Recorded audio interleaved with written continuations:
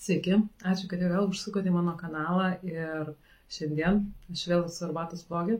Arbatos vlogą, jeigu gerai pamenu, filmavau vasarą ir dabar vėl noriu pafilmuoti, kada aš filmuoju Arbatos vlogą ir kam jį filmuoju. Tai yra video, kuriame aš sėdžiu, kalbu, ragauju arbatą, kažkokią vienokią ar kitokią ir kalbu apie kažkokias temas, kurios man tuo metu atrodo aktualios ir taip toliau.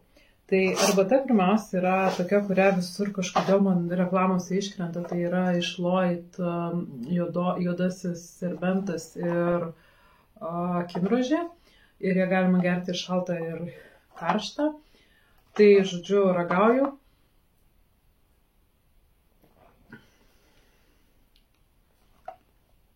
Kažkodėl tikėjusi sodresnio skonio. Tokia labai švelni. Ir kas mane nustebino, kad čia yra tik 15 pakelių, tai realiai dėžutė pustuštė, aš ją tik atidariau. Ir tikrai nestebuklas. Mano santykis su juodaisiais serbentais yra toks, kad aš jas labai mėgstu nusiskinti nuo krūmo, bet uogienių nelabai mėgstu, arbatos man irgi nėra stebuklas, bet kažkaip sakau, man vis nežinau, kodėl matyt kažkada pažiūrėjau ir metė šiaip Lloyd arbatas aš mėgstu, bet būtent šita turbūt nebus mano mylimiausia. Ką aš šiandien noriu pakalbėti, tai nežinau, kažkaip susidėliojo tokia savaitė, tokia buvo ganėtinai įdomi ir iš tikrųjų buvo daug dalykų tokių, kad džiugino ir supranti, kad fainai ir gera ir smagu ir buvo tokie ganėtinai įdomus vieni mokymai, buvo įdomus kiti mokymai, buvo susitikimas su vienu labai šiltu žmogum, netikėtas, neplanuotas toks staigiai.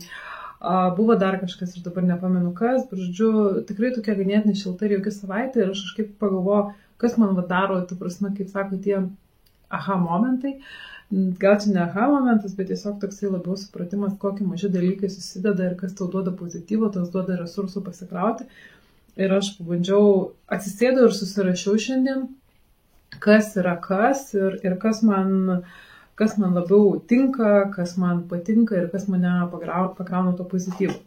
Tai vienas iš tų, tai yra, susirašiau ne 10 punktų, gal jeigu išlys dar kažkas, bet tiesiog toksai buvo, kad kas man, kokie maži dalykai, kurie man, duoda to, kaip sakau, pozityvo, pasikrovimo, kai būna sunku judėti į priekį ir taip toliau.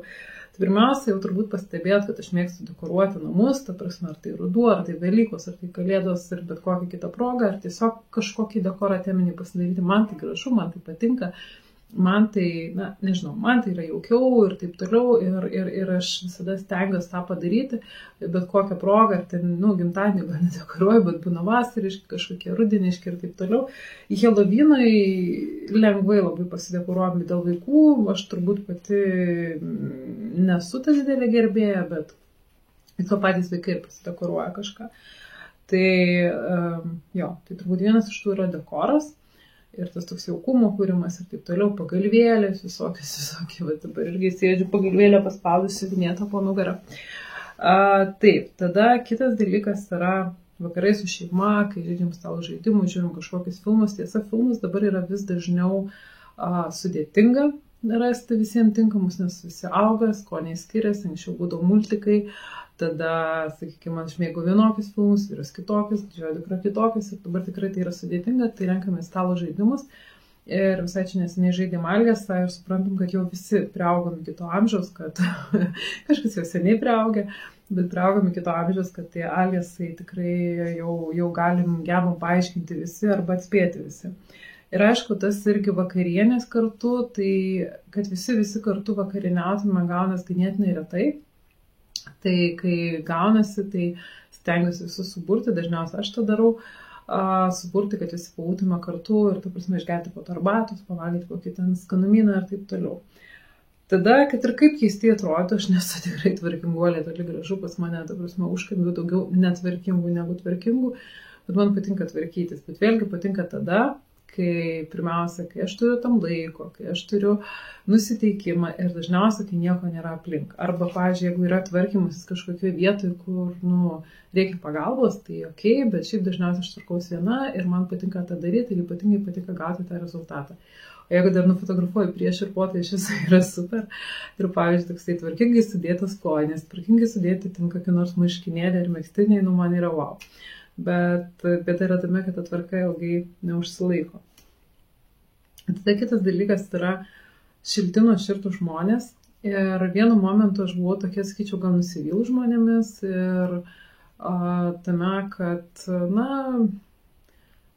tiesiog negali pasitikėti, nes kažkas apgaus, kažkaip pasinaudos, dar kažką, nes buvo tam pagrindo, bet po truputį aplink mane atsirado tokie žmonės, kur po truputį kapsėjo ir prikapsėjo tokių, kad tu žinai, kad žmogus tikrai to linkia gero ir ta prasme, čia ne tik apie šeimos narius kalbu, bet apie žmonės, kurie yra aplink, sakykime, vienoje ir kitoje srityje su jais susiduria ir taip šilta, gera ir tiesiog kartais net tas klausimas nuoširdus, kaip tau sekasi, kaip tu laikaisi, arba pamato, kad ten, ta prasme, kažkokį liūdnesnį ir panašiai užduoda klausimą, tai tas yra tikrai labai smagu ir aš tai labai labai vertinu.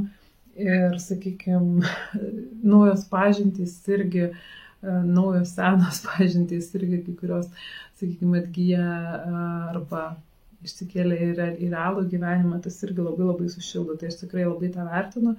Ir žmonėms visada pasakau, ta prasme, nuoširdžiai, tik pastebėjau tokį dalyką, kad žmonės nepripratę to vertinti kaip tikro, kaip nuoširdaus, nes jeigu man yra kažkas gražu, jeigu žmogus gražiai apsirengęs, jeigu žmogus kažką gražiai padarė, tarkim, moksluose būna puokštė, padarė, moteris labai gražiai ir aš ją pagyriau, jinai, baig, tu ką, tu čia nesąmonė, baig. Sakau, tikrai, man gražu, jūs labai gražiai suderinot, kruopščiai, ta prasme, taip gėlės, man gražu. Ir ta prasme, žmonės galvoja, kad čia padlaižiauju, dar kažką. Ir paskui mes ir kalbėjom per mokslus, kad irgi ne visi, mes nemokam priimti tų tokių pagyrų. Ir gal dėl to, kad yra daug žmonių, kurie tikrai padlaižiauja. Ir man tekia irgi su tokiais susidurti, bet ne apie juos. Čia labiau apie tuos, kurie palaiko, kurie domisi, kurie, ta prasme, nuoširdžiai elgiasi ir taip toliau. Tai man tas padeda irgi, sakykime, tokį būti, pasikrauti to pozityvo. Jau minėta tema yra sportas, tai irgi kalbėjau apie šitą temą praeitam vlogė ir arbatos būtent vlogė. Kad reikia nepamiršti arbatos atsigerti. Tai kita tema yra sportas ir neseniai aš sulaukiau klausimų gal prieš kokį mėnesį, nors sportuoju aš beveik 1,5 metų, reguliariai 2 kartai per savaitę, tai nors sportuoju taip, bet gaunas toks dalykas, kad manęs paklausė, kokiu tikslu tu sportuoji. Tai pirmiausia, aš sportuoju todėl, kad aš imu pastebėti, kad po truputį vis tiek yra ir darbiniai, ir asmeniniai kažkokie dalykai kapsi ir prikapsi. Ir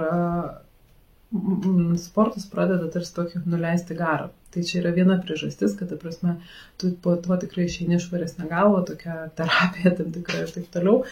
Tai tas tikrai yra svarbu ir tas tikrai veikia ir galbūt yra netgi, sakyčiau, ne tiek dėl kūno pokyčių, kiek būtent dėl šitos psichologinės būsenos, kokie išeini, emocinės būsenos, kokie išeini iš sporto. Ir nes tai užkabina, tu žinai, kad tai yra, kaip sakau, kaip priklausomybė tame, kad tu žinai, kaip tu gali gerai jaustis ir per ganėtinai trumpą laiką. Mano treniruotė kadangi dariau ir apšilimą, ir tempimą, ir kardio, ir pačią treniruotę, mano treniruotė yra 1:40 val. Žinau, kažkas sakys daug, kažkas mažai, tiesiog taip yra, aš taip susidėlioju, man taip tinka, patinka ir viskas tvarkoja, aš neturiu laiko papildomai dar kardio įtirpinėti kažkada, tai aš darau taip 2 kartai po 1:40 val. Kartais, jeigu nebūna kardio, tai gaunasi 1:20 val. Bet vėlgi su apšilimais, tempimais ir taip toliau, tai pačios treniruotės gaunasi, sakykime, valanda galbūt, jau treniruotės.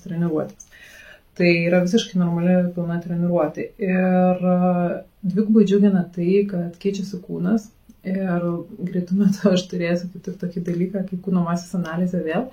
Dariau ją balandžio mėnesį, dabar tiesiog pavyko taip patekti į vieną sąrašiuką ir bus, žodžiu, irgi atliks tą kūno masės analizę, tai bus įdomu patyrinėti pokytį, kas pasikeitė nuo to laiko per tuos, kiek čia tų mėnesių, 6 mėnesius. nes aš sportuoju, vėlgi ir buvo vasara, ir buvo judesio ganėtinai daug, dabar jau ruduo tai sėsliau šiek tiek, bet vis tiek rudeninių dar darbų yra pakankamai, tai tiesiog pasižiūrėsiu, kokie pokyčiai yra, bet, pavyzdžiui, patinka ant rankų, tai tikrai jaučiasi ir gražu, ir dabarsinėje vietoje man tikrai gražu žiūrėti. Aišku, kai kuriem žmonėm atrodo, kad moteris sportuojanti sporto salėje su treniruokliais ir hanteliais yra, žodžiu, visi sako, tai geležį stundai. Jo, taip yra, bet, kaip sakant, mano tikslas nėra būti fitness ar ten, nežinau, kokių, ta prasme, ne raumenų kalnų, bet man patinka labiau rankos, ta prasme, aš matau pokytį, jau nėra to, kaip sakant, kaip paimi ir čia, kad dreba viskas. Tai tas yra tikrai labai gerai ir labai gražu, kojos jau irgi matosi pokytį, aišku, galėtų dar liemuo, bet aš manau, sistemingai toliau žiūrint mitybą ir sportuojant, tikrai tai ateis su laiku. Nes raumenynas yra, tik tai ir riebalų dar pakankamai yra. Kitas dalykas, kuris ganėtinai paprastas ir čia jau yra mano visiškai, tai yra žiedai. Tai yra žiedai lauke, žiedai namuose. Žiemos metu aš mėgstu nusipirkti puokštę gėlių, kažkur pasimerkti ir, ta prasme, pasidaryti kažkokią nedidelę kompoziciją. Kalėdinių laikotarpį man užtenka turbūt visų kalėdinių papuošimų, bet, tarkim, kokį kitų laikotarpį dažniausiai tiek turiu pas save namuose gėlių kažkokių. Jeigu pražįsta, tai džiaugiuosi tuo žiedu, lauke irgi būna, kai pradeda žydėti nuo pat pavasario, kai tulpės pirmos išlenda, krokai, hiacintai, irgi einu prie kiekvienų žiedelių ir tas mane irgi pakrauna. Ir turbūt nebereikalo aš nuėjau į dekoratyvinį apželdinimą, būtent todėl, kad tai mane traukia ir tai mane pakrauna. Ir irgi buvo kažkoks toks komentaras, toks, kaip sakant, gal įgeliantis, gal tas vadinamas toksai pasyvus agresyvus, tame, kad pasyvus agresyvus toksai tarsi įkeliantis, kad maždaug su amžiumi ateina meilė augalams, tai maždaug jau tu čia jau amžius ir visą kitą, tai normalu. Tebūnė, jeigu kažkam tai meilė augalams yra susijusi su amžiumi, tebūnė, leidžiu. Ne tokiam žmonėm įrodinėti. Tiesiog man tai patinka, man gražu, mane pakrauna, jeigu kažką pakrauna kiti dalykai, prašom, man netrukdo. Kitas dalykas yra rankdarbiai, vėlgi man patinka krapštytis, kažką rankdarbiauti daryti, tam laiko ne visada lieka, bet kai lieka, tai aš tikrai pasineriu. Ir dabar turiu ant pirštų didžiulę puslę, kurios, aišku, nematysit per kamerą, bet kad aš čia prieš porą dienų dariau iš kaštonų rudeninį tokį vainiką su karštais klijais ir 99 kartus iš 100 aš nusideginu pirštus su karštais klijais. Aš nežinau, kaip žmonės tai sugeba, bet aš sugebėjau prisiliesti ir turiu puslę. Tai nepaisant to vis tiek aš darau ir ta prasme vėlgi, kas prisimenu, žinote, aš ilgus metus dariau, kūriau papuošalus, važinėjau po mūges ir taip toliau ir ta prasme dabar vis tiek nespjaunu į tos rankdarbius. Taip, kitas dalykas, kas sušildo, čia toksai, kaip sako, kodėl žmonės filmuoja YouTube. Todėl, kad iš tikrųjų vienas dalykas tai yra kažkoks saviraiškos būdas, kitas dalykas, kad tas labai faina ir gauti tos komentarus ir pasikrauti. Ir vėlgi, smagu, kai tave pastebi, kai tave jau pažįsta ir, kaip sakant, kaip žiūri į tave, kaip kokį, žmogus, kuris kaip tarsi ir draugas, tarsi ir pažįstamas ir tu žinai apie jo gyvenimą ganėtinai daug. Tik skirtumas tame, kad jūs apie mane žinot ir jau kas esate seniai, tai žinot labai labai daug. Ta prasme, ne viską, bet tikrai, kas per tos 10 metų buvot kartu, tai tų pokyčių matyt ir kaip vaikai augos ir kaip gyvenimas keitėsi.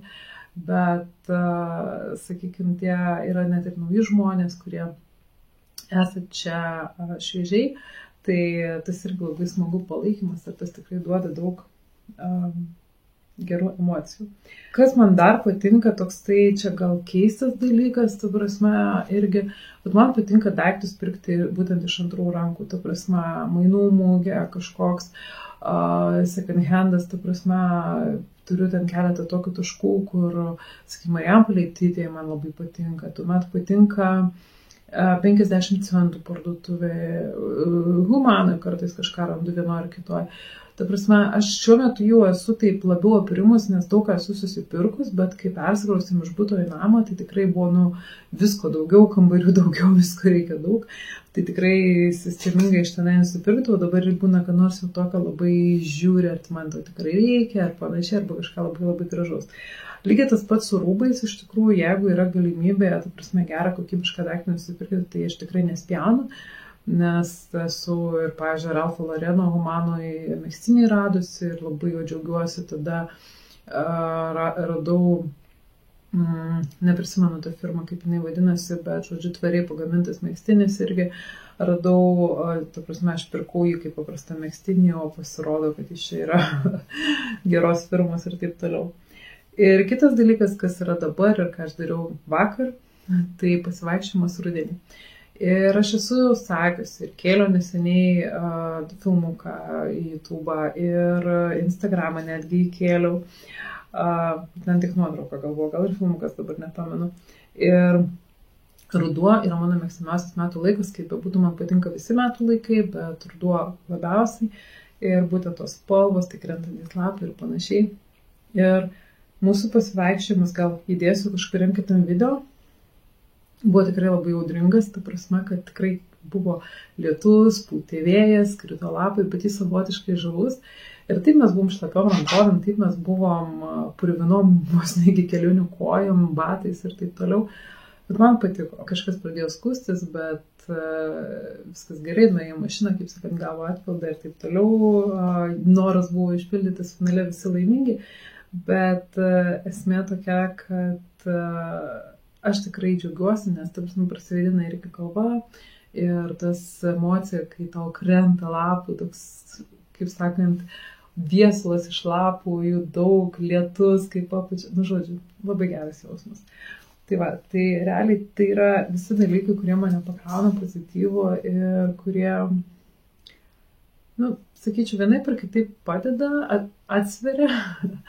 Geriau pagalvojus, gal rašiau ir daugiau dalykų, man faina, ta prasme, bendrauti savom nedideliam rate, aš esu mažų kompanijų žmogus ir tokie dalykai, aišku, yra, kaip, pavyzdžiui, tas prie sportus vyčiau šokti, man patinka, tai ne visada randu tam laiko ir galimybių, bet būna kartais netgi namuose, kažką tvarkydamas, arba, pavyzdžiui, sportuoju su ausinėm ir užsidedu ne podcastą, o užsidedu muziką treniruočiau, tai būna tarp pratimų net ir po šokų, nors reikėtų ilsėtis, bet, žodžiu, pajudu kažką ir tiek.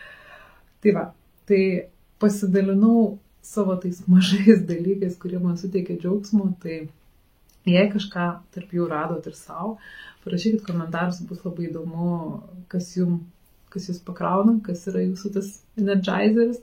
Gal yra visiškai kiti dalykai, kuriuo aš nepaminėjau, ne tik gal, bet manau, kad tikrai ne visus tas pats pakrauna, nežinau, kad yra žmonių, kurie sako, ruduo šlykščiausias metų laikas ir panašiai, arba ten sportas, fui, niekada gyvenime, arba ten dar kažkas, arba rankdarbiams sako, aš nemoku, man nesigauna ir panašiai, tai čia yra normalu, mes esame skirtingi, būtų labai nuobodu, jeigu būtume vienodi, bet tikrai būtų įdomu sužinoti, kas jūs pakrauna, ką jūs turit tą, kur jūs randat tos tokios, kaip sakant, energijos iš ko pasiimti.